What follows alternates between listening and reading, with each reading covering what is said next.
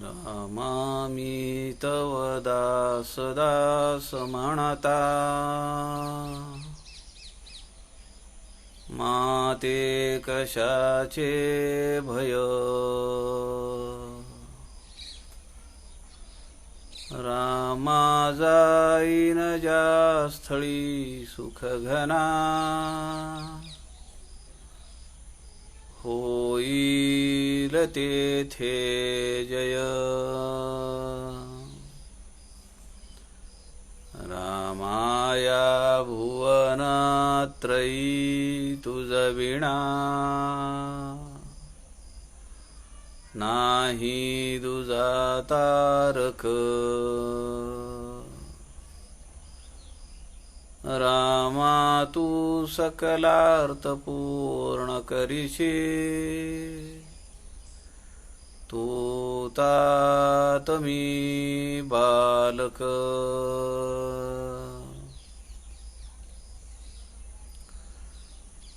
शुका सारिखे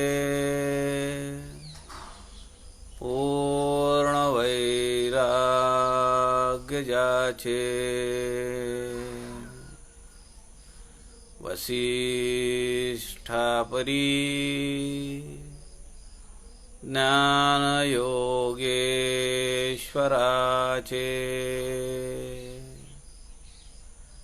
कवी वाल्मिकी सारिखा मान्य ऐसा नमस्कार माझा सद्गुरु रामदासा मला वाटते अंतरी त्वा वसावे तुझ्या दासबोधासी त्वा बोधवावे अपत्यापरी पाजवी प्रेमरसा महाराजया सद्गुरु रामदासा जय जय रघुवीर समर्थ सब संतन की जय। सज्जन हो नमस्कार। सद्गुरु समर्थ रामदास स्वामींच्या वाङ्मयाचा प्रचार प्रसार व्हावा या हेतूने आदरणीय प्रवीणजी शास्त्री दिवाकर यांनी हे व्यासपीठ आपल्याला उपलब्ध करून दिलेलं आहे।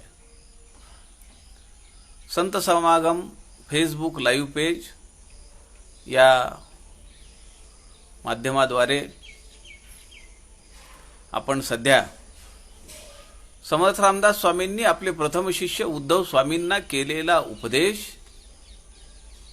अर्थात 21 समासी ज्याला आपण जुना दासबोध असं म्हणतो त्या ग्रंथातील 17वा समास आपण सध्या पाहतो आहोत। काल प्रवासात असल्यामुळे आदरणीय सौ मेधा कुलकर्णी यांना मी ऐन वेळेवर विनंती केली आणि त्यांनी समर्थ रामदासांनी वर्णन केलेलं सगुण ध्यान हा विषय अत्यंत सुरेख पद्धतीने मांडला। या कोरोनाच्या पार्श्वभूमीवर आणि ही अत्याधुनिक यंत्रणा वापरून अनेक साधकांच्या अंतःकरणातल्या श्रवण मनन चिंतन आणि कीर्तन प्रवचन या एकापाठोपाठ एक ज्या प्रक्रिया आहेत या वैखरी वाणीतून प्रकट होत आहेत. अनेक मंडळी आहेत, कुणी लिहित आहे, कुणी बोलत आहे. अनेक व्यासपीठांवर आपण पाहतो आहोत सध्या सगळीकडे या आभासी पद्धतीच्या सभा होऊ लागलेल्या आहेत, वक्ते तयार होत आहेत. आणि ही एक जमेची बाजू आहे असं आपण म्हणलं पाहिजे. समर्थांची, भगवंताची आपल्या सगळ्यांवर कृपा आहे असंच आपण एका दृष्टीनं पाहिलं पाहिजे. आपण या 17व्या दशकातील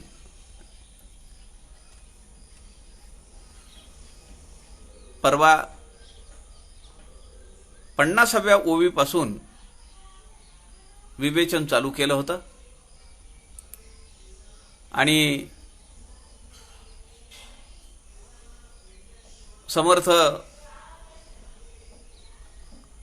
जो संत माणूस आहे, समर्थ सांगतायत की जो संत माणूस आहे, जो सज्जन आहे, जो महानुभाव आहे, जो साधू आहे, तो शब्दज्ञानी किंवा शाब्दिक फुलोरा फुलवणाऱ्या पंडिताच्या बोलण्याकडे दुर्लक्ष करतात. त्यांनी निंदा केली तरी दुर्लक्ष करतात, त्यांनी स्तुती केली तरी दुर्लक्ष करतात.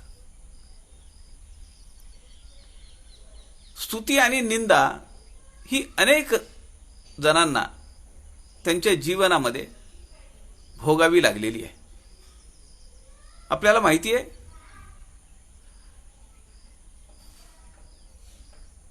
ज्येष्ठ स्वातंत्र्य सेनानी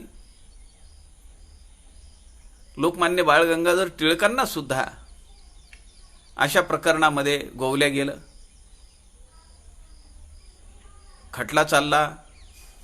तो एक मोठा एक वेगळा इतिहासच आहे. काल आपण परवा पाहिलं, समर्थ म्हणतायत आमचा स्वामी पुण्यपरायण सूर्यवंशाचे मंडन, लीळा विग्रही नारायण तयासी रजके निंदिले, तेथे आम्ही मानव किती, महाजन आम्हासी बोलो भीती, असो जनाशी शब्द ठेविती तेची मूर्ख जाणावे, जन आणि जनार्दन यासी नाही भिन्ना भिन्न, म्हणून या जनापासून अनृत्य न घडे, जन सत्यची बोलती, जैशाश तैसेची म्हणती, गुण असता ऐकून चित्ती, कापा दुश्चित्त व्हावे. समर्थांचा एक मार्मिक प्रश्न आहे. पहिल्या 2 ओव्यांमध्ये आपण पाहिलं की समर्थांनी विवेचन केलेलं आहे. आमचा स्वामी पुण्यपरायण, आमचे सद्गुरू, आमचे स्वामी भगवान प्रभू श्रीरामचंद्र अत्यंत पुण्यकारक आणि मोठ्या सूर्यवंशामध्ये त्यांचा जन्म झाला आणि त्या वंशाचे ते भूषण झाले, मंडन झाले. त्या वंशाला त्यांनी अलंकृत केलं. अशा लीला विग्रही नारायणाला, अवतारी संताला, अवतारी देवाला सुद्धा निंदा सहन करावी लागली. आणि म्हणून त्यांनी ते रजकाचं उदाहरण दिलं. त्याचा आपण परवा पर्दाफाश केला की रजकाचा, त्या परीटाचा या कथेमध्ये कुठेही संबंध नाहीये. अहो, एकटे दुकटे जर माणसं राहिले असते, 1-2 माणसं राहिले असते, तर प्रभू श्रीरामचंद्रांनी त्यांना बोलावलं असतं, त्यांची समजूत काढली असती की अरे बाबा असं काही झालेलं नाहीये. आणि तिची अग्निपरीक्षा झालेली आहे सीतेची. लक्ष्मणाने पुढाकार घेऊन 1-2 असते ज्यांचा आक्षेप असता त्यांना समजावून सांगितलं असतं. पण प्रभू श्रीरामचंद्रांचा मित्र आणि गुप्त हेरांचा जो मुखी आहे, जो भद्र आहे, तो सांगतो की अयोध्येतल्या प्रत्येक चौकात ही चर्चा आहे. त्या अत्याचारी रावणाकडे सीता राहिली आणि तिला प्रभू श्रीरामचंद्रांनी राजसिंहासनावर बसवलं. याची चर्चा अयोध्येत चालू आहे. ते आपण पाहिलं. आणि प्रजानुरंजन हे ज्यांचं तत्व आहे, राजा प्रकृती रंजनात, प्रजेचं रंजन व्हावं, प्रजेला समाधान प्राप्त व्हावं, त्यासाठी एक फार मोठं सुरेख वाक्य,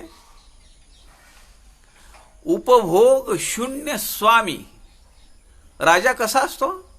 तो उपभोग शून्य स्वामी असतो. समर्थांनी श्री छत्रपती श्री शिवाजी महाराजांचं वर्णन काय केलं? श्रीमंत योगी. कसे आहेत शिवाजी महाराज? श्रीमंत आहेत. पण वृत्तीनं कसे आहेत? योगी आहेत, संत आहेत वृत्तीनं. तसं प्रभू श्रीरामचंद्रांच्या जीवनामध्ये घडलेलं आपण परवा पाहिलं, त्याचा विचारही केला. समर्थ म्हणतात, त्या रामाला, कृष्णाला जर निंदा सहन करावी लागली, रणछोडदास असं नामाभिधान भगवान श्रीकृष्णांना लागलं, त्याला ते सहन करावं लागलं. मग आपल्यासारख्या एकश्चित मानवाचं काय? तेथे आम्ही मानव किती, मा जन आम्हासी बोलो भीती, असो जनासी शब्द ठेवती, तेची मूर्ख जाणावे. जी लोक निंदा करतायत त्यांना शब्द ठेवणं, त्यांच्याबद्दल आपण अपशब्द वापरणं, समर्थ म्हणतायत अशा लोकांना मूर्ख म्हणलं पाहिजे. तुकाराम महाराज म्हणतात, निंदकाचे घर असावे शेजारी. आमची निंदा करणारे, आम्हाला उणं बोलणारे, आमच्या चुका शोधणारे, ही मंडळी आमच्या शेजारी असली पाहिजेत, जेणेकरून आम्ही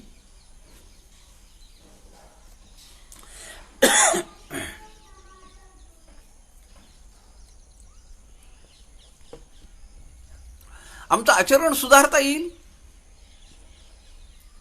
या बाबतीत वेणा स्वामींचा एक अभंग आहे, आणि वेणा स्वामी अभंगामध्ये असं म्हणतात की आई आपल्या बाळाची काळजी घेत असताना त्यांनी शी झाल्यानंतर ती कागदाने पुसून काढते, बाळाला स्वच्छ करते.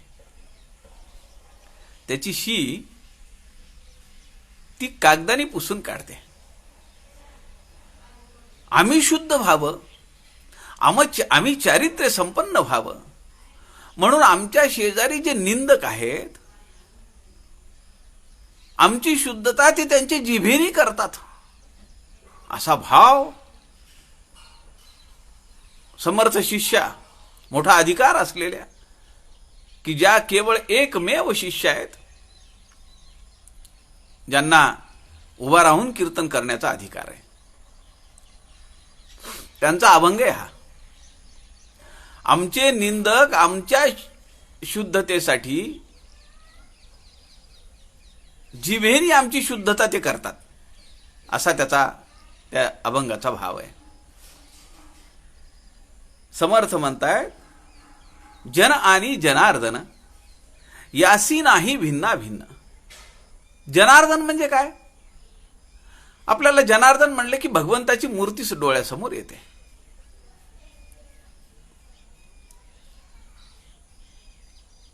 जन आणि जनार्दन, समाजातले लोक आणि ते विश्वरूपी भगवंत, समाजरूपी भगवंत, हे वेगळे नाहीयेत.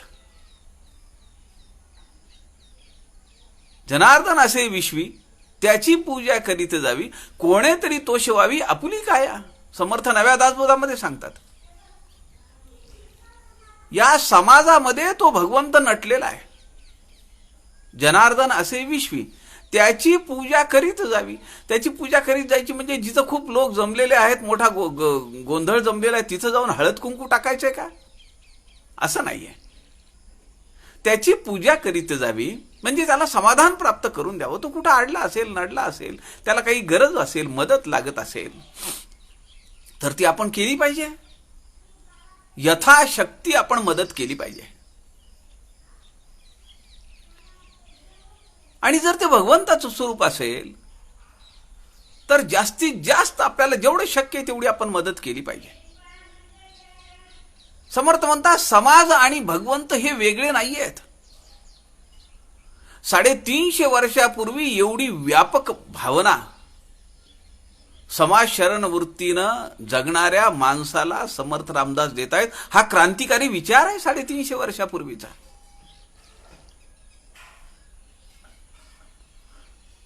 जन आणि जनार्दन यासी नाही भिन्ना भिन्न, हे वेगळे नाही आहेत. म्हणून या जनापासून अनृत्य न घडे. म्हणून लोक जे करतात ते चुकीचं काही करत नाहीत, ते बरोबर करतात, बरोबर बोलतात. आता तुम्ही म्हणाल की ते एकीकडे तुम्ही सांगताय की ते लोक गुणदुण काढणारी आहेत, बोलणारी आहेत, आणि ते कसं खरं बोलतात. मग त्याचा विचार, त्याचा परामर्श समर्थांनी पुढच्या ओव्यांमध्ये घेतलेला आहे. जनसत्यची बोलती, जैशाशी तैसेची म्हणती, गुण असता ऐकोन चित्ती, कापा दुश्चित्त व्हावे श्रीराम. पहिला भाग काय आहे? जी वस्तुस्थिती आहे, लोक ते बोलतात. जर लोक बोलत असतील, मला जर नावं ठेवत असतील, तर मी सुधारलं पाहिजे. मला लोक नावं ठेवणार नाहीत किंवा ठेवू शकणार नाहीत असं माझं आचरण असलं पाहिजे. हा झाला पहिला भाग. समर्थ दुसऱ्या वेळी म्हणतात, गुण असता ऐकून चित्ती, कापा दुश्चित्त व्हावे. जर आपल्याकडे अवगुण नाहीयेत, आपल्या अंगी सद्गुण आहेत, सद्विचार आहेत, मग वाईट व्हायचं काय कारण आहे? नाराज व्हायचं काय कारण आहे? मी जर तसा वागत नाही, माझं जर वागणं चांगलं असेल, स्वच्छ असेल, पारदर्शी असेल, कुठल्याही मोहात न अडकलेलं असेल, निस्पृह असेल, तर मग मी का भ्यावं, मी का घाबरावं? लोकांचा तो स्वभाव आहे, ते बोलतील लोक. पुढे समर्थ म्हणतात, जरी जनी बाष्कळता म्हणावी, नसतीच करती उठा ठेवी, तरी मिथ्या जाणवणिया जीवी, आपण कासया धरावी श्रीराम. तुझ्या ठाई नाही विश्वास, आणि जनासी ठेविसी गुणदोष, वादविवाद करुणी सावकाश, देहबुद्धी धरिली श्रीराम. समर्थ म्हणतायत, जरी जनी बाष्कळता म्हणावी, लोक बाष्कळपणे बोलतायत, विनाकारण नावं ठेवतायत. असं जरी असलं, नसतीच करती उठाठेवी, तू कशाला उठाठेवी करतो?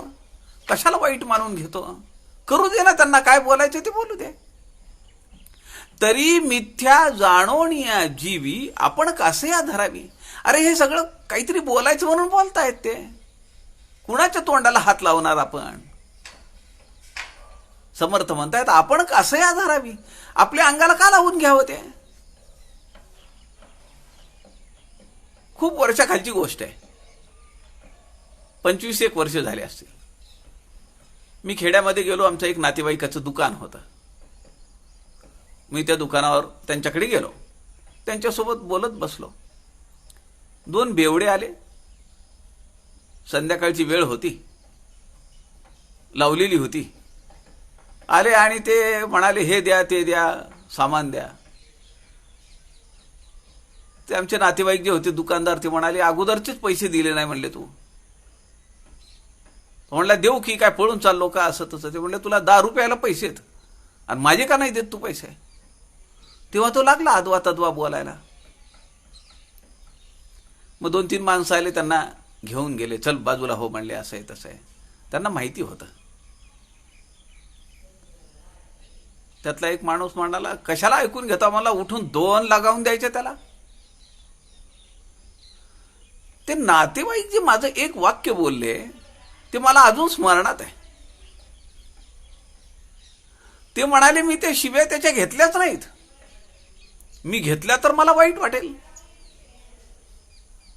खरं का नाही? एखादी वस्तू कुणी आपल्याला दिली, ती आपण घेतली, तर आपल्याला त्याचे फायदे तोटे लक्षात येतील. समजा ती घेतलीच नाही, काय संबंध आहे त्याच्याशी? तसं समर्थ म्हणताय, तरी मिथ्या जाणवणिया जीवी, आपण कासया धरावी. कशाला त्याला ऍक्सेप्ट करायचं? मी त्या शिव्या किंवा त्याचं ते वाईट बोलणं जे आहे ते मी लावूनच घेतलं नाही, माझ्या अंगाला घेतलंच नाही, बायपास केलं मी, संपला विषय. चित्तवृत्ती कशी समाधानी ठेवता येईल समर्थ 350 वर्षापूर्वी सांगतायत. तुझा याचं मूळ कारण काय ते पुढच्या ओवीत समर्थ सांगतायत. काय मूळ कारण आहे याचं? तुझा ठाई नाही विश्वास आणि जनाशी ठेवीसी गुणदोष. वाद विवाद करुणी सावकाश देहबुद्धी धरली. अरे तू देहबुद्धी धरली म्हणले की तू मला असं बोलेल, मला त्यांनी उणे दुणे काढले, माझा त्यांनी अपमानच केला. कारण काय? तुझ्या मूळ स्वरूपावर विश्वास नाहीये. तुझं स्वरूप किती व्यापक आहे, तुझं स्वरूप किती भव्य दिव्य आहे, त्याची प्रचितीच नाहीये तुला, तुझा विश्वासच नाहीये. तू आपला ह्या 5.5 फुटामध्येच बसला गुंतून. तुझ्या आत्मस्वरूपावर तुझा विश्वास नाहीये. तुझ्या ठाई नाही विश्वास आणि जनाशी ठेवीसी गुणदोष. लोक काय काय बोलतात म्हणून तू त्याची चर्चा करत बसतो. ते मला नावच ठेवतात, त्यांना दुसरा धंदाच नाहीये, कुटाळक्याच करतात, त्यांची सवयच तशी आहे. जाऊ दे ना, तू कशाला त्यांच्या नादी लागतो? वाद विवाद करुणी सावकाश देह बुद्धी धरिली. आणि सगळा वेळ सावकाश म्हणजे टाइमपास करतोय तू, त्यांच्यासोबत बोलून, त्यांच्यासोबत चर्चा करून किंवा त्यांच्या अपरोक्ष त्यांची निंदा करून. काय अर्थ म्हणले? तुझी देहबुद्धी संपलेली नाहीये. जन बोलती याची भावे जे तुआ देहे मीन म्हणावे. निंदे जाणोनिया जावे आपुलिया निज भुवना श्रीराम. जन बोलती याची भावे. अरे लोकांनी बोलावं अशी रचनाच भगवंतानी केलेली आहे. कायम तुला लोकांनी बोलत राहावं. कुंतीने भगवंताजवळ काय मागितलं? कायम तू आम्हाला दुःख आणि कष्ट दे, कायम दुःख आणि कष्ट दे. का? दुःख आणि कष्टामध्ये तुझं स्मरण आम्हाला अखंड आहे. थोडे 2 पैसे जमा झाले, गाड्या घोड्या आल्या, आम्ही तुला विसरतो, माझं कर्तृत्व आहे म्हणायला लागतो. म्हणून कुंती भगवंताला म्हणतीये की तू कायम आम्हाला दुःख आणि कष्ट दे, की जेणेकरून तुझं अखंड अनुसंधान आमच्या अंतःकरणामध्ये तेवत राहील. समर्थ या ठिकाणी म्हणतात, जन बोलती याची भावे जे तुआ देहे मीन म्हणावे. तुझी देहबुद्धी जावी म्हणून तुला हे लोक बोलत राहणार. आणि ही रचना आहे, काही वाईट मानून घ्यायचं कारण नाहीये. कुठलंही काम तुम्ही करा. स्वामी विवेकानंदांचा हा विचार आहे. जर तुमच्या कार्यामध्ये अडथळे येत नसतील, तुम्हाला लोक उणदुणं बोलत नसतील, तर नक्की समजा की तुमचा रस्ता निवडलेला बरोबर नाहीये. बघा स्वामी विवेकानंदांचे विचार काय आहेत. जेवढे हर्डल्स तुमच्या मार्गामध्ये आहेत, जेवढ्या अडीअडचणी आहेत, जेवढे कठीण प्रसंग आहेत, लोकांनी तयार केलेले विघ्न आहेत, तेवढा तुमचा रस्ता योग्य आहे. 3 सूत्र स्वामी विवेकानंदांनी सांगितली. काय म्हणाले? तुम्ही एखादं काम चालू केलं, उभं केलं, लोक तुमच्याकडे दुर्लक्ष करतात. पहिल्यांदा तुमचा कॉग्निजन्स घेत नाहीत. तुम्ही अथकपणे काम चालू ठेवता, पेपरला नाव नाहीये, फोटो नाहीये, बातमी नाहीये, तरी पण तुम्ही काम चालू ठेवता. मग लोक काय करतात? तुमच्यावर टीका करतात. हा दुसरा टप्पा आहे. लोक तुमच्याबद्दल काही बाई बोलत राहतात. आता तुम्ही जर त्या बोलण्यात जर गुंतलात तर तुम्ही तुमच्या रस्त्यावरून घसरलात. कारण तुम्ही तुमचं काम सोडलं आणि त्यांचं निराकरण करत बसलात. तुम्ही तुमचं काम सोडलं. हा दुसरा टप्पा आहे. तिसरा टप्पा, जे टीकाकार आहेत, ज्यांनी तुमच्या रस्त्यात हर्डल्स उभी केली, ते सगळे तुम्हाला येऊन मिळतात. आमचा अनुभव तुम्हाला सांगतो. आत्ता मला आठवण झाली कारण या व्यासपीठावर आमच्या ग्राहक पंचायतीचे जळगाव जिल्ह्याचे अध्यक्षही आहेत, मनोजजी जैन. ते अधूनमधून भेट देत असतात, त्यांना आवडतं हे ऐकायला वगैरे. 10 वर्षाखाली आम्ही बिंदू माधव जोशींच्या तत्वज्ञानावर चालणारी एक चळवळ ग्राहक पंचायत महाराष्ट्र म्हणून त्याचं रजिस्ट्रेशन केलं. आम्ही काम करत राहिलो. लोक म्हणाले हे काय फालतूपणा आहे, आम्ही देशव्यापी आहोत, आमची संघटना देशव्यापी आहे, हे काय अशीच जिरून जातील. 4-5 वर्ष झाली, काम चांगल्या प्रकारे उभं राहायला लागलं, संघटन वाढायला लागलं, अनेक ग्राहकांचे प्रश्न सोडवायला चालू झाले. मग या लोकांनी टीका करायला चालू केली. काय टीका केली यांनी? यांचं जे रजिस्ट्रेशन आहे यांच्या संघटनेचं, हेच म्हणले मुळामध्ये फेक डॉक्युमेंट आहेत, फर्जी डॉक्युमेंट आहेत. त्यांनी औरंगाबाद, पुणे, नांदेड, लातूर अशा ठिकाणी आमच्या संघटनेच्या विरुद्ध तक्रारी नोंदवल्या. आता ही जी देशव्यापी संघटना, या देशव्यापी संघटनेचा एक पदाधिकारी महाराष्ट्रातल्या एका मोठ्या समितीवर होता, मंत्रालयामध्ये. त्यांनी काय करावं, तिथून फोन करावा आणि आमच्या कार्यकर्त्यांना त्रास देण्याचा अनेक वेळा प्रयत्न केला. आता मंत्रालयातून फोन आला म्हणलं की सगळी यंत्रणा हलते, आपल्याला माहिती आहे. पोलीस प्रशासनही हलतं आणि त्यांची भाषा कशी असते तेही तुम्हाला माहिती आहे. हा दुसरा टप्पा सुद्धा आमचा संपला. स्वामी विवेकानंद हे आमचं आराध्य आहे. आमच्या चळवळीचं, ग्राहक पंचायत महाराष्ट्राचं आराध्य दैवत जे काय, अधिष्ठान काय, स्वामी विवेकानंद आहे. कारण ग्राहक तीर्थ बिंदू माधव जोशींनी आम्हाला सांगितलेलं आहे की सगळे इझम, सगळे वाद हे एका स्वामी विवेकानंदांच्या पोटामध्ये सामावलेले आहेत. म्हणून ग्राहक पंचायतीचं अधिष्ठान काय, स्वामी विवेकानंद आहे. मला मोठा अभिमान वाटतो की ज्या कार्यकर्त्यांनी ही चळवळ उचलून धरली, आज महाराष्ट्रातल्या 23 जिल्ह्यांमध्ये, अनेक तालुक्यांमध्ये ग्राहक पंचायत महाराष्ट्राचे कार्यकर्ते काम करतायत. मोठ्या निष्ठेने काम उभं राहिलंय. आणि ज्यांनी आमच्या मार्गामध्ये जो सुरुवातीला कॉग्निजन्स घेतला नाही, नंतर अनेक विघ्न निर्माण केली, पोलीस केसेस पर्यंत मजल गेली या लोकांची, ही बांडगुळं आता पाहायला सुद्धा राहिली नाहीत. ते जोपर्यंतच्या खुर्चीमध्ये बसलेले होते, हातात सत्ता होती, पैसा होता, संपत्ती होती, तोपर्यंत त्यांनी कागाळ्या केल्या, अडीअडचणी उभ्या केल्या.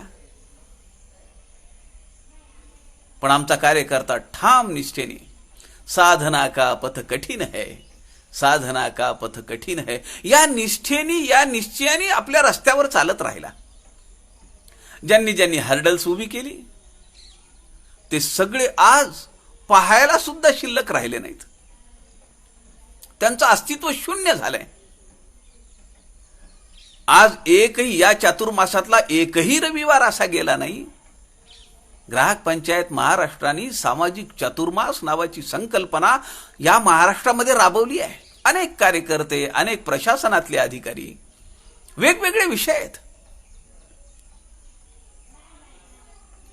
ग्राहकांचं काम आणि हे सामाजिक काम आणि त्याला आध्यात्मिक पातळीची जोड देऊन सामाजिक चातुर्मासाची संकल्पना जी ग्राहक तीर्थ बिंदू माधव जोशींनी आम्हाला तत्वज्ञान दिलं, ती आम्ही राबवली. उद्या संध्याकाळी तो कार्यक्रम आहे. एक रविवार सुटलेला नाहीये. लातूर महानगरपालिकेचे आयुक्त आहेत. डिजिटल साक्षरता या विषयावर बोलणारे उस्मानाबादचे प्राध्यापक वैभव कुलकर्णी आहेत. अत्यंत सुरेख विषय आहेत. स्वामी विवेकानंदांनी सांगितलं 3 गोष्टी लक्षात ठेवा. सुरुवातीला लोक तुमच्याकडे दुर्लक्ष करतील, नंतर तुमच्या रस्त्यामध्ये विघ्न आणतील, पण तुम्ही अथकपणे चाललं पाहिजे आणि शेवटी ते तुमच्यात सामावतील. त्यांच्या लक्षात येईल की अरे इनसे झगड़ा लेने में कोई मजा नहीं है, उल्टा इनके साथ चलिए. समाजामध्ये मान्यता मिळवायची असेल, काही पद मिळवायचं असेल तर यांच्यासोबत चाललं पाहिजे. म्हणून ते सगळे लोक विरोध सोडून आपल्यासोबत येतील. समर्थ 350 वर्षापूर्वी सांगतात, तुझा ठाई नाही विश्वास. अरे तुला आत्मविश्वास नाहीये की मी हे करू शकतो. तुला तुझ्यावर विश्वास नाहीये म्हणून सगळी गडबड आहे. सब गडबड किधर है? तू तुझ्यात नास्तिक आहेस.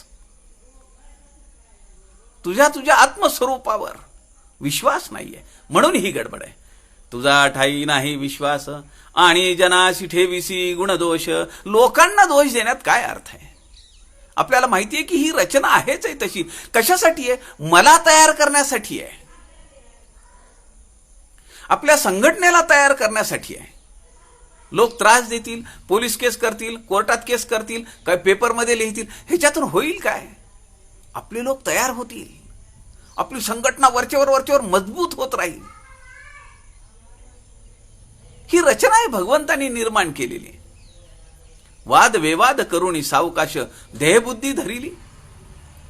जन बोलती याची भावे, जे तुआ देही मीन म्हणावे.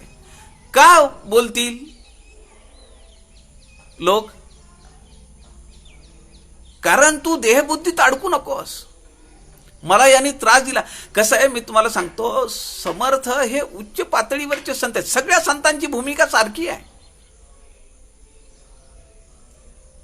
किती वेळा तो यवन थुंकला नाथ महाराजांच्या अंगावर. नाथ महाराज म्हणाले का चौकात जाऊन, अहो तुम्ही बघता काय, त्याला तिंबून काढा, माझ्यासारख्या माणसावर तो असंख्य वेळा थुंकलाय. असं नाथ महाराज म्हणले असते तर लोकांनी त्याला तुडवून काढला असता. पण नाथ महाराजांनी काय केलं? तेवढ्या वेळा ते गोदावरीत स्नानाला गेले आणि त्यांनी त्याला दुआ दिली, त्याला धन्यवाद दिले की तुझ्या एवढ्या या कुकृत्यामुळे मला गोदावरीचं स्नान घडलं. उद्या आम्हाला कुणी वाईट जरी बोलला, आमचं उणदुणं जरी काढलं, तरी आम्ही त्याच्याकडे दोष बुद्धीनं पाहू नये. चलता है म्हणून सोडून द्यावं. आपण आपलं काम निश्चयाने अथकपणे केलं पाहिजे, सातत्याने केलं पाहिजे. म्हणून समर्थ या ठिकाणी म्हणतात, जन बोलती याची भावे, जे तुआ देहे मीन म्हणावे. निंद जाणून या जावे, आपुलिया निज भुवना. त्याच्याकडे दुर्लक्ष करावं. काय झालं? समर्थ रामदास स्वामींच्या चरित्रातला एक प्रसंग आहे, तो मी तुम्हाला सांगतो. देहबुद्धी किती घट्ट जखडली आहे. मध्वाचार्यांचा संप्रदाय उडुपीकडे आहे. आपल्याला माहिती आहे ही मंडळी अत्यंत कर्मठ आहेत, सोवळं ववळं पाळणारी आहेत. मध्वाचार्यांनी आपल्या एका आचार्यांना पाठवलं. ते म्हणाले की समर्थ रामदास स्वामी यांचा मोठा गवगवा आहे, त्यांच्याबद्दल जरा जाऊन महाराष्ट्रामध्ये जा आणि थोडी चौकशी तर करून या. आचार्य निघाले. आता मनामध्ये काय की मी एका परीक्षेसाठी निघालो आहे, परीक्षा घेण्यासाठी निघालो आहे. माणसाची बुद्धी कशी चालते बघा. मध्वाचार्यांनी आपल्या संप्रदायातल्या एका आचार्यांना समर्थ रामदास स्वामींना तपासण्यासाठी पाठवलंय. मजल दर मजल करत ते उडपीवरनं निघाले. तेव्हा समर्थ चाफळला होते. आता उद्या पोचायचंय. आजचा मुक्काम पडला. सकाळी ते आचार्य उठले, स्नान संध्या करून आले आणि त्यांनी आपलं जेवण, ते स्वतः जेवण करतात, ते दुसऱ्याचं कुणाचं खात नाहीत. त्यांनी जेवण तयार केलं आणि त्यांच्या लक्षात आलं की अरे पाणी संपलेलं आहे. म्हणून त्यांनी काय केलं, पात्रामध्ये ते सगळं जेवण वाढलं आणि पाणी आणण्यासाठी म्हणून नदीवर गेले. बाजूलाच नदी होती. ते पाणी त्यांनी घेतलं आणि मागे वळून पाहिलं तेव्हा त्यांच्या लक्षात आलं की एक कुत्रा तिकडनं आला आणि त्या पत्राळीला शिवून तो पुढे निघून गेला. त्या कुत्र्याचा पत्राळीला स्पर्श झाला हे त्यांनी पाहिलं. आता त्यांच्या मनामध्ये शंका आली, या श्वानाने आपली पाकसिद्धी जी आहे, आपण जे जेवण तयार केलं ते जेवण अपवित्र केलं कुत्र्याच्या स्पर्शामुळे. आता दुसरा स्वयंपाक करायचा,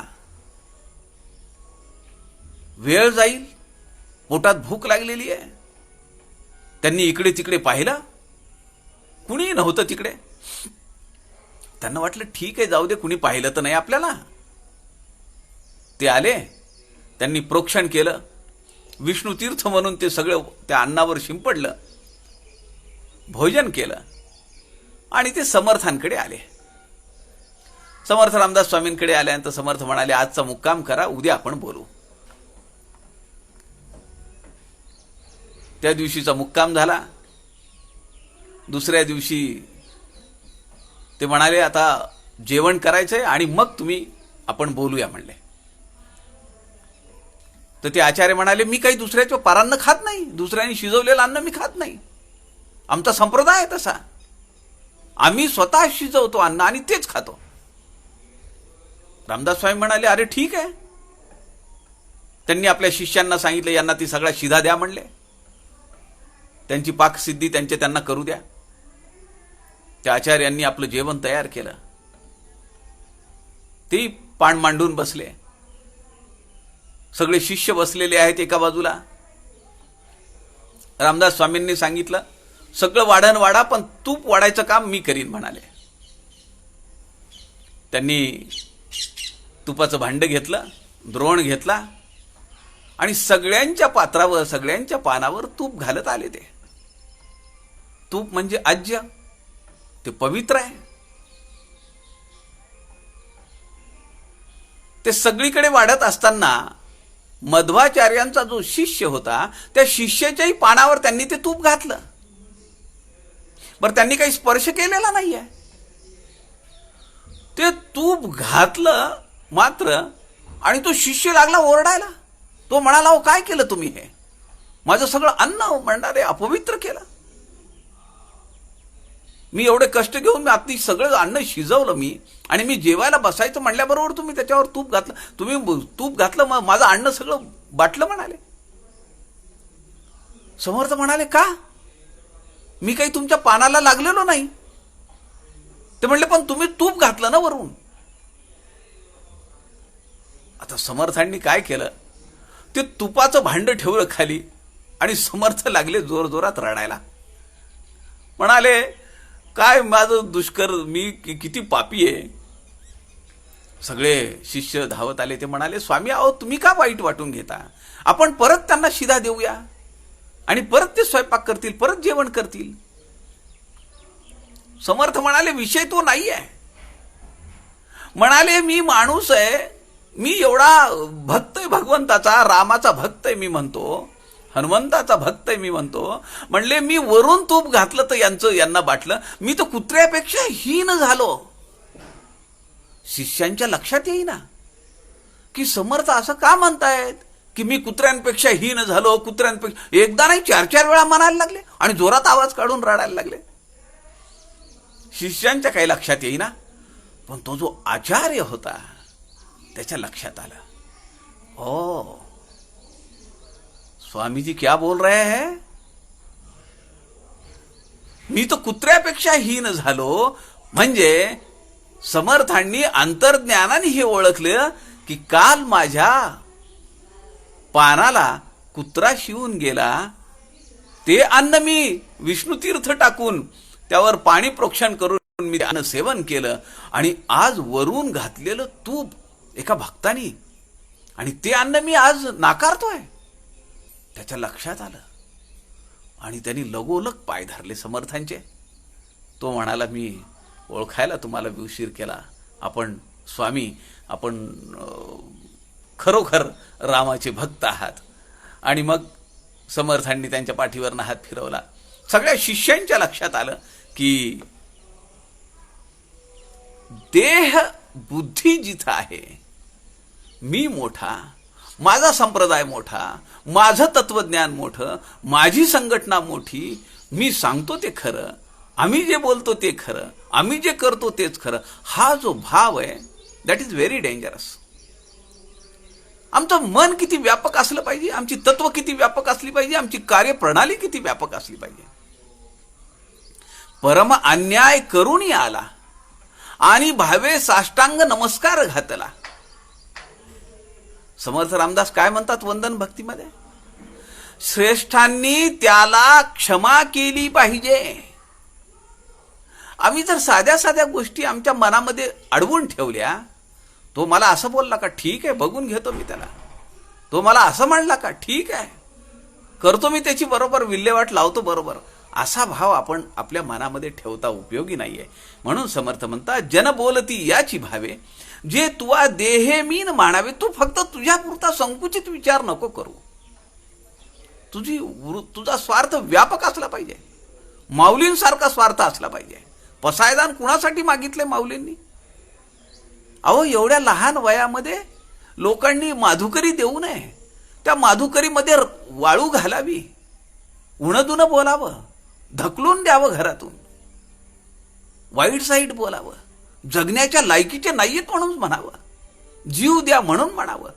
असा छळ मांडलेल्या समाजाला सुद्धा माऊलींनी काय मागितलं? मग आमचं काम हे कसं आहे? आमचं काम माऊलींची पसायदानवादी आहे. आमचा इझम कोणता आहे याचा विचार आपण केला पाहिजे. जन बोलती याची भावे, जे तुआ देह मीन मानावे. तू फक्त देहापुरता मर्यादित विचार करू नको. मध्वाचार्यांचा शिष्य देहापुरता विचार करत होता. मी स्वयंपाक केलाय, त्याला कुणी जर शिवलं तर ते बाटल्या जाईल, ते मला खायला जमणार नाही.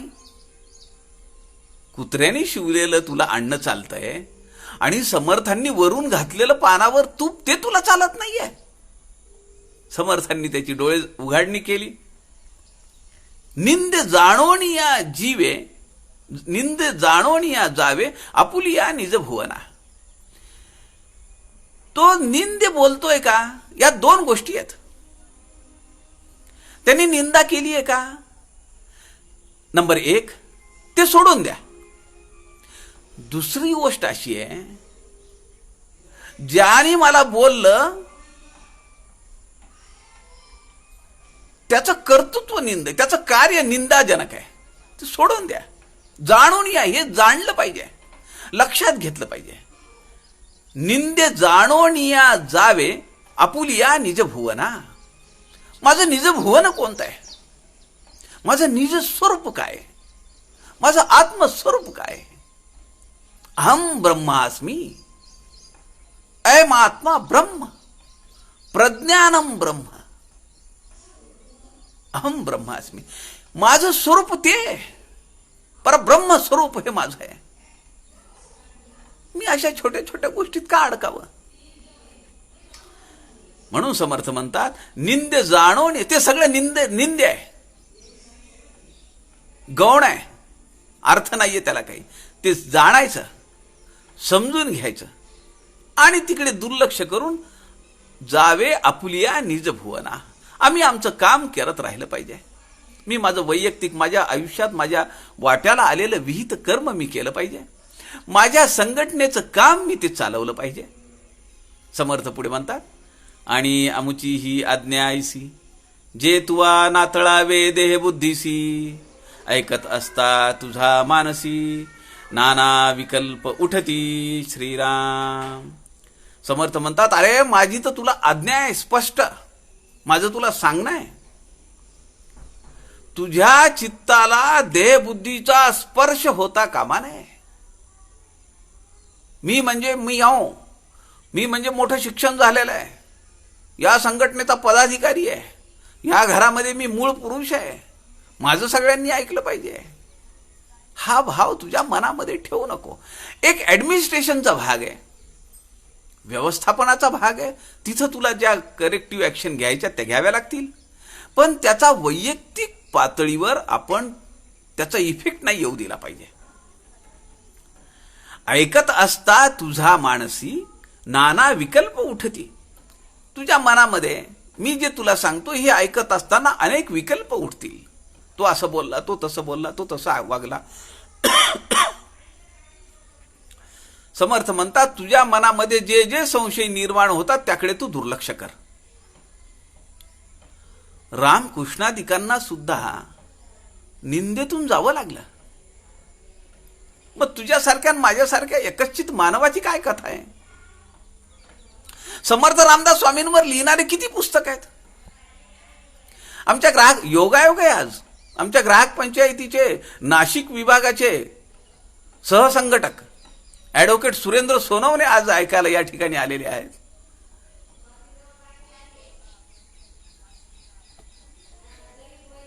त्यांनी मध्यंतरी मला विचारलं होतं की शिवाजी महाराज आणि समर्थांच्या जीवनचरित्रामध्ये ते एकत्र आलेच नाहीत, कधी भेटलेच नाहीत, असा एक विचार आहे. आणि दुर्दैवाने असं झालं की ज्या माणसांनी, ज्या शिक्षकांनी, कोण शिक्षक मला नक्की माहिती नाही, खूप वर्षाखालची गोष्ट ही, त्यांनी असं भरसभेत वक्तव्य केलं, वक्तव्य नव्हे केलं, एक मोठा फोटो लावला. छत्रपती शिवाजी महाराज समर्थ रामदासांना झुकून नमस्कार करतायत आणि त्यावरनं लोकांनी गदारोळ उठवला. लोक कोर्टामध्ये गेले आणि कोर्टाला पटवून द्यायला वकील कमी पडले आणि कोर्टाने सांगितलं की हे बॅनर तुम्ही काढा. आता कोर्टाला पटवून देणारे डॉक्युमेंट आपण सबमिट करायला पाहिजे. माझ्याकडे 18 मुद्दे आहेत की जेणेकरून तुम्ही पटवू शकता, सांगू शकता लोकांना की शिवाजी महाराज आणि समर्थ रामदासांचे किती सौहार्दपूर्ण संबंध होते.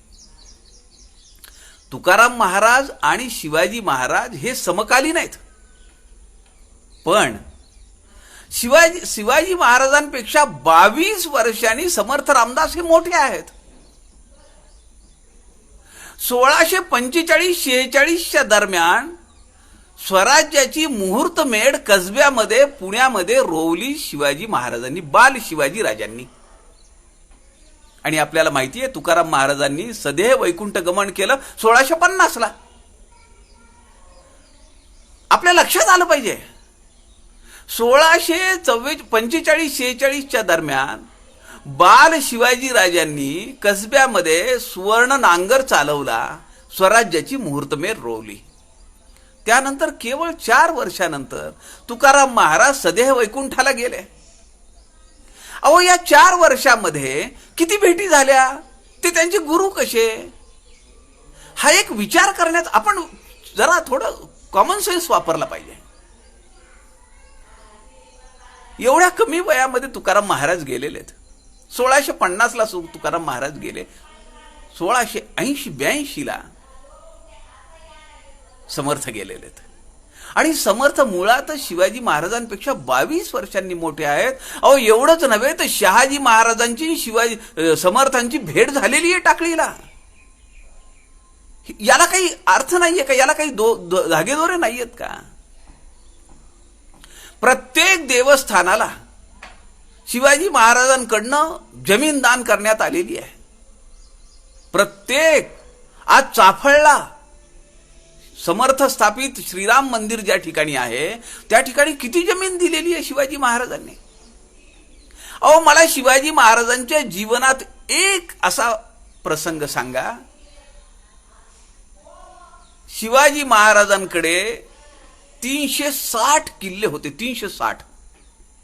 त्यांनी जेव्हा देह ठेवला तेव्हा त्या 360 किल्ल्यापैकी केवळ एक किल्ला शिवाजी महाराजांनी समर्थांना दिलेला आहे तो परळीचा किल्ला, ज्याला नाव सज्जनगड असं पडलेलं आहे.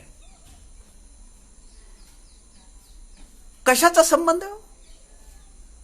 एक किल्ला म्हणजे राजांचा एक पोरगा आहे. महाराज किल्ल्यांना पुत्रवत मानत. हा विचार नाही करायचा आपण. विषयांतर झालंय, विषय निघाला आमच्या ॲडव्होकेट सुरेंद्र सोनवणेंच्या आजच्या उपस्थितीमुळे, म्हणून मी बोललो. समर्थ पुढे म्हणतात, आता किती समर्थांवर किती लोक लिहिणारी आहेत, वाईट साईट लिहिणारी आहेत.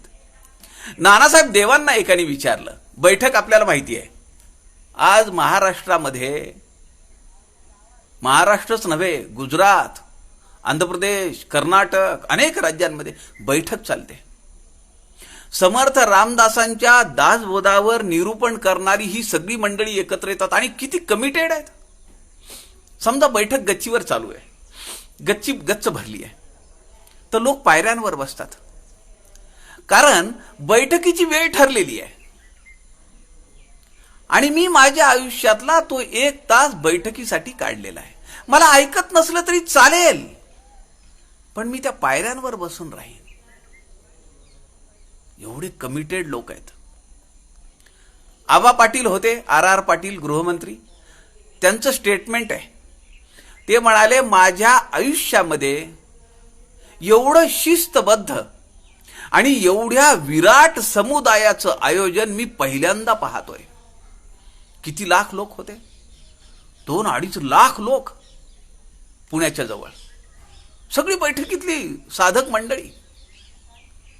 कुणी शिकवलं हे? समर्थांनी शिस्त घालून दिली आहे. नानासाहेब देवांना एकाने विचारलं की समर्थांवर अनेक लोक लिहितात, म्हणले काय बाय लिहित राहतात, चुकीचं लिहितात, प्रक्षोभक लिहितात. हे सुलतान झालेले मुसलमान आहेत म्हणले. लोक सांगत होते त्यांना. नानासाहेब देवांनी सगळं ऐकून घेतलं. नानासाहेब देव म्हणाले, हे जरी खरं असलं तरी समर्थांच्या भक्तांमध्ये, समर्थ संप्रदायामध्ये वाढ झालीये का समर्थ संप्रदाय अधोगतीला गेलाय? मला सांगा, उत्तर काय? समर्थ संप्रदाय वाढतोय. मग टीकेकडे लक्ष कशाला द्यायला पाहिजे? जरी जनी बाष्कळता म्हणावी, नसतीच करती उठा ठेवी, करू दे ना त्यांना. आणि आपल्याला आपल्या विरुद्ध कुणी काही बोललं तर ते सहन करता आलं पाहिजे. तो मनाचा मोठेपणा पाहिजे. समर्थ दासबोधामध्ये म्हणतात, जयास कोणाचे सोसेना, तयाची निकांचन वासना, धिक्कारिल्या धिक्कारेना, तोची महापुरुष श्रीराम.